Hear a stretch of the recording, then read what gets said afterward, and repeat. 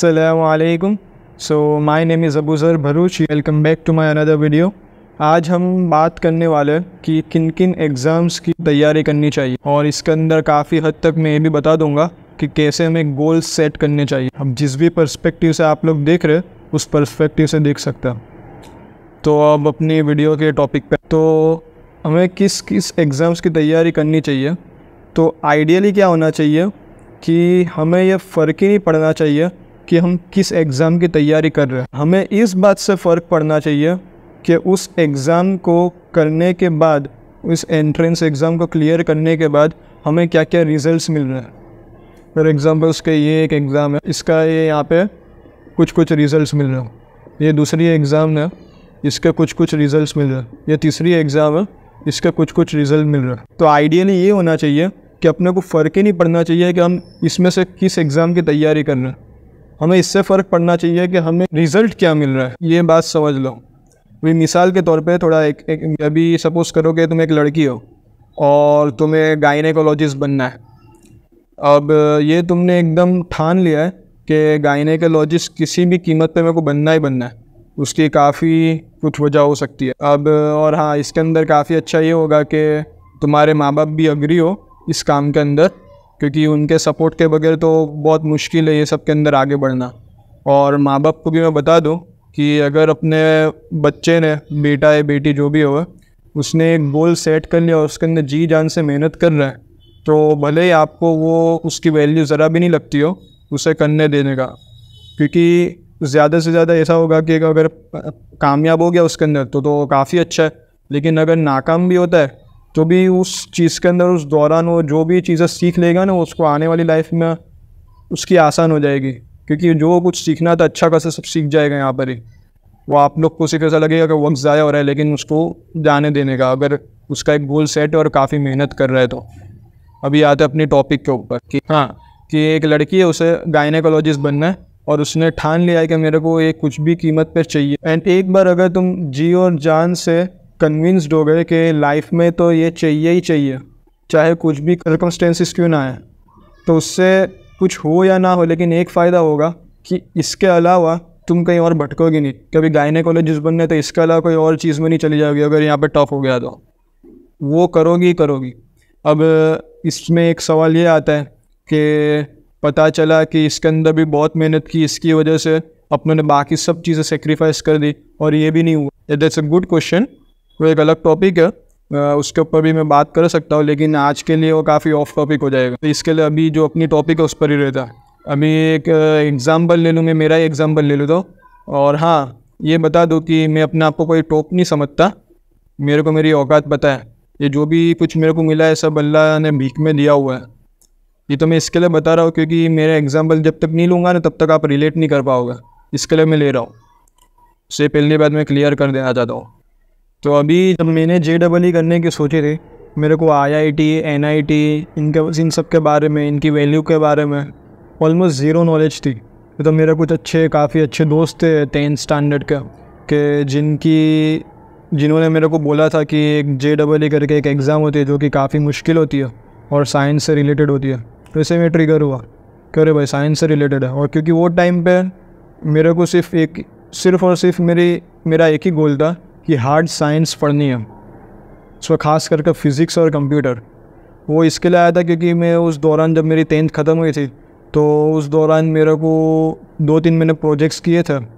उसमें से एक होलोग्राम टाइप बनाया था, फिर एक गेम बनाई थी, और एक जो लास्ट प्रोजेक्ट था जो कि उसके अंदर काफ़ी मेहनत की थी लेकिन फिर भी मैं फ़ेल हो गया था।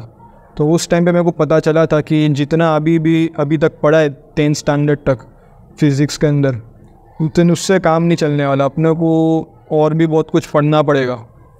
और 10th से 12th के अंदर सिर्फ एक ही चीज़ है जिसके अंदर लोग बहुत टफ़ होती है पढ़ने के लिए, साइंस के अंदर, जो है JEE। और जब टफ़ है मतलब बहुत पढ़ना पड़ेगा, तो इसके लिए मैं वो कूद गया मैं उसके अंदर। क्योंकि मैंने बोला कि अगर अपने को जितना पता नहीं है तो फिर ज़्यादा से ज़्यादा पढ़ो तो अपने को पता चलेगा।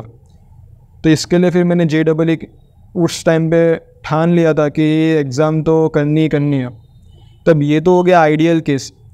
अभी ज़्यादातर 15-16 साल की उम्र वाले उन लोगों ने जितना अभी कुछ हार्ड किया नहीं होता है, मैंने भी कुछ नहीं किया था वो टाइम तक। तो उसके लिए ये माइंडसेट, उन लोग के लिए माइंडसेट डेवलप करना बहुत मुश्किल होती है कि उनको एक रिज़ल्ट मिल रहा है, अब ये चाहे जितना भी कोई टफ़ हो या कैसा भी, वो यहाँ तक पहुँच जाएंगे।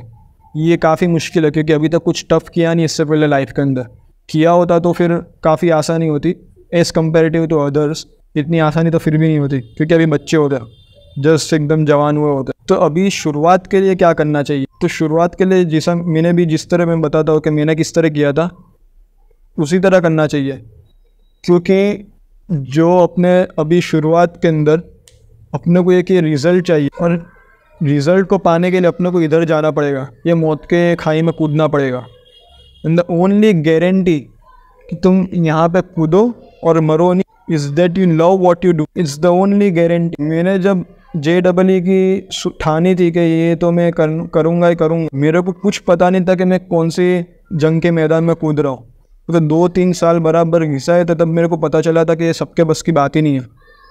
वो तो मेरे को उस चीज़ ने आगे बढ़ते रहने दिया था कि आई लव साइंस।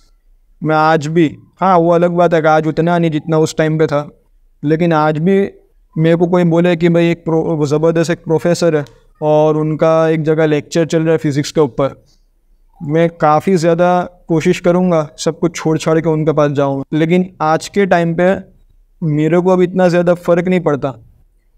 ये रिज़ल्ट है और इसके लिए ये जो प्रोसेस के अंदर जाना पड़ेगा, इस प्रोसेस के अंदर जाने के लिए मेरे को चीज़ पसंद है भी या नहीं भी, मैं चला जाऊँगा। क्योंकि जो 2-3 साल मैंने बराबर घिसा, वैसा मेरा माइंडसेट बन गया कि इससे अपने को फ़र्क अब नहीं पड़ता इतना ज़्यादा। आज भी थोड़ा बहुत तो पड़ता है लेकिन इतना नहीं। अब मेरे को अगर नहीं भी पसंद होएगी लेकिन रिज़ल्ट काफ़ी अच्छा है तो उसमें कूद जाऊँगा। तो ऐसा माइंडसेट अभी तुम लोग का डेवलप नहीं होगा क्योंकि अभी बच्चे अपने 15-16 साल में तभी क्या इतना दिखा होता है। तो शुरुआत ऐसे करनी चाहिए कि, और ये सबसे की टेक अवे से इस वीडियो से, रिज़ल्ट है और इसे पाने के लिए इस मौत के कुएं में कूदने का। तो क्या मेरे पास वो है कि अगर इसके अंदर बहुत टफ हुआ फिर भी मैं आगे बढ़ूंगा, मेरे पास क्या इतना शौक़ है? अगर है तो बहुत देर नहीं करनी चाहिए उस जगह पे जाने के लिए, और अगर नहीं है तो फिर कोशिश करो कि वो आवे, क्योंकि उसके बिना तो काफ़ी मुश्किल है आगे बढ़ना लाइफ में। क्योंकि ये तो अभी सिर्फ एक एंट्रेंस एग्ज़ाम, कॉम्पिटिटिव एग्ज़ाम्स की बात कर रहा हूँ, लेकिन लाइफ में तो ऐसी सब आता ही रहेगा आगे जितना भी जाओ। तो ये इससे अच्छा होगा कि ये सब जवान एकदम ये यंग एज टीनेजर के अंदर ही अपने को ये सब के अंदर अपने आ जाए कि ताकि अपने को सब दूसरों से काफ़ी एडवांटेज मिले आगे बढ़ने का। मैंने लास्ट वीडियो बनाई थी ऑल अबाउट एंट्रेंस एग्ज़ाम के बारे में, उसमें बताया था कि बच्चों को 10th के बाद क्या करना चाहिए। लेकिन मैं बताना ही भूल गया था कि जो बच्चे 9th-10th के अंदर हो या उससे पहले के स्टैंडर्ड्स में हो तो उन्हें क्या करना चाहिए। तो ये एकदम ब्रीफ में, एकदम बहुत ज़्यादा डिटेल में नहीं जाते हुए बता दूंगा कि क्या तुम लोग उन बच्चों को करना चाहिए। तो जो 9th-10th में काफ़ी अच्छा होगा कि NTSE national talent search examination की तैयारी करें। इसके बारे में रिसर्च कर सकते हो, काफ़ी सही एग्ज़ाम होती है ये। इसकी तैयारी कर लिया, उसका साइंस में लिया और उसका तो कॉम्पिटिटिव एग्ज़ाम की तैयारी करनी पड़ेगी, फिर तो कोई मतलब नहीं अगर नहीं करते साइंस लेने का। तो फ़ायदा ये होगा कि ऑलरेडी उस बच्चे को कंपटीशन क्या होता है उसकी अच्छी खासी समझ होगी और अच्छी खासी ऑलरेडी नॉलेज भी होगी। और ऐसा नहीं है कि अलग से कुछ एग्ज़ाम की तैयारी करनी पड़ेगी, 9th-10th के सिलेबस के रिलेटेड ही होता है, थोड़ा बहुत और पढ़ लेता है। ये अच्छा होगा कि कोचिंग के अंदर डाल देने का, जैसे LN वगैरह कोचिंग्स है तो ये काफ़ी अच्छे से इसकी तैयारी कराता है। तो ये तो हो गया 9th-10th के अंदर। तब 6th, 7th, 8th के अंदर कोई बच्चा होता है उन्हें क्या करना चाहिए, तो ये बात तो अपने जहन से पहले निकाल ही दो। ये ज़्यादातर मैं माँ बाप को ही बोल रहा हूँ। 6th, 7th, 8th के अंदर अच्छे परसेंटेज लाएंगे, 90, 80, 70 ऐसे परसेंटेज लाएंगे। 9th के अंदर भी ऐसे लाए, 10th में भी ऐसे बोर्ड क्लियर हुआ, 11, 12 साइंस लिया या कॉमर्स लिया या आर्ट्स लिया, जो लिया वो लिया, फिर उसके अंदर अच्छे परसेंटेज लाए और फिर कॉलेज ली और कॉलेज के अंदर भी अच्छा परफॉर्म किया और फिर उसके बाद एक जॉब वगैरह मिल गई या फिर कुछ और करना है तो कर लिया, तो मेरे बच्चे की लाइफ सेट हो गई। कितने लोगों को ये बहुत बड़ी गलत फहमी है, कितने लोगों को मैं जानता हूँ जिन्होंने ये सब किया था। एंड रिजल्ट कुछ नहीं होता क्योंकि अपनी एजुकेशन सिस्टम इतनी खोखली है ना कि इस तरह से फॉलो करते रहोगे ना तो कुछ नहीं मिलने वाला एंड में। बहुत एक्सेप्शन ही होंगे जिनको कुछ मिल जाता होगा, ज़्यादातर लोगों को कुछ नहीं मिलता। वो सब फिर पछताते कि पूरा टाइम इधर दे दिया और फिर बाकी भी कुछ मिला नहीं। वो तुम लोग को इसके लिए लगता है कि ये बराबर मिल जाएगा क्योंकि तुम लोगों ने इतनी पढ़ाई करी नहीं होती, तो तुम लोग को लगता है कि ये सबसे बेस्ट ऑप्शन है कि जो हमने स्ट्रगल्स वगैरह सब किए वो सब बच्चों को ना करना पड़े और उन लोग की लाइफ जल्द से जल्द सेट हो जाए जो कि हम लोग की नहीं हो पाई थी, वैसा तुम लोग को लगता है। लेकिन अगर ये सेम करेंगे ना तो वो भी नहीं होने वाला। तो करना क्या चाहिए, ये जब 6, 7, 8 में तो इनको ओलंपियाड्स की तैयारी करानी चाहिए बच्चों की। जो मैथमेटिक्स ओलंपियाड हो गया, साइंस ओलंपियाड हो गया, और भी कई तरीके के ओलंपियाड्स होते हैं। इतना कुछ ये ओलंपियाड्स के अंदर सीख जाते हैं और ज़बरदस्त रैंक लाते हैं। तो अपनों को जैसे जैसे आगे बढ़ते रहेंगे ना तो कम उम्र के अंदर भी अपने इतने होशियार हो जाते हैं और बाकी सब लोगों से भी आगे निकल जाते हैं। तो 9, 10 के अंदर NTSC की तैयारी कराने की वो भी ज़बरदस्त हो, कॉम्पिटिशन की अपने को सेंस मिल जाएगी। फिर तो JEE वगैरह का पता ही है, जो मैंने लास्ट वीडियो में बताया सब कि 10 के बाद क्या क्या करना है। तो इस तरह कराने की जो मैंने देखा है कि जो लोगों के माँ बाप अच्छे पढ़े लिखे होते तो ऑलरेडी पता था कि क्या क्या फॉल्ट है सिस्टम के अंदर, और वो लोगों ने ऑलरेडी क्या क्या किया था। क्योंकि मैं भी ज़्यादातर जो JEE एडवांस के अंदर ऑल इंडिया रैंक 100 लाते, वो लोग भी उनका मैंने अक्सर देखा है कि वो लोगों ने NTSC की तैयारी करी होती है। उससे पहले ओलंपियाड्स के अंदर भी कुछ ना कुछ होता है, और जब 10th ख़त्म होती है JEE वगैरह करते तो उसके साथ साथ physics olympiad, mathematics olympiad, chemistry olympiad, astronomy olympiad, ये सब की भी तैयारी करते। उसमें गोल्ड, सिल्वर मेडल ये सब लाता। मैं तो हैरान हो जाता था कि इतना सब कर कैसे पाता है, कि वो लोगों की अपब्रिंगिंग ऐसी होती थी क्योंकि वो लोगों को पता था उनका माँ बापों को क्या क्या करना है। वो लोगों ने उस तरह उनको फॉलो करा और वो लोगों ने किया भी। हाँ, ऐसा भी होता है कि माँ बाप को पता भी होता है लेकिन फिर वो बच्चा करता नहीं है। जैसे मेरे केस में हुआ था, मेरे माँ बाप को फिर भी ओलंपियाड की तो अम्मी को खबर भी थी। NTSC वगैरह का नहीं पता था लेकिन ओलंपियाड का फिर भी पता था कि इसका फ़ायदे क्या क्या है।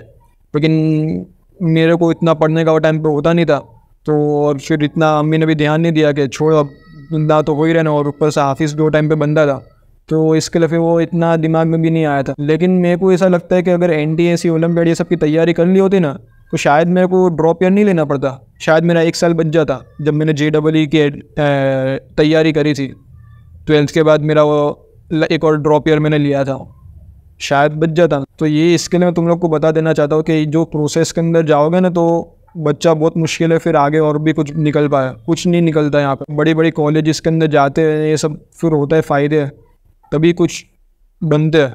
ये एकदम जनरल बात कर सकता है, एक्सेप्शन तो वही हर जगह होते हैं। मैं उसकी बात नहीं करता कि ऐसा हो ही नहीं सकता, बहुत मुश्किल है ऐसा होना, नहीं हो कह रहा हूँ। तो यार that's it for the video. अगर आप लोगों को लगता है कि हमारे किसी दोस्त वगैरह को इससे काफ़ी नॉलेज मिलेगी, आपको भी नॉलेज मिली इसके बारे में कि सब कैसे कैसे करना चाहिए, तो ज़रूर उन्हें शेयर करना, सब्सक्राइब करना, आप लोग लाइक करना, कमेंट करना। मैं भी कमेंट का आपका जवाब ज़रूर दूंगा। एंड या that's it and may God bless you and अस्सलाम वालेकुम।